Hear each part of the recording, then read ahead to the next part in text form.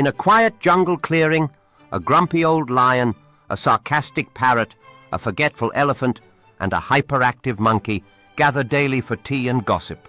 One day the parrot claims he saw the crocodile doing yoga and the zebra auditioning for a dance show. The lion roars with laughter, the elephant forgets they're joking, and the monkey starts choreographing moves for the zebra.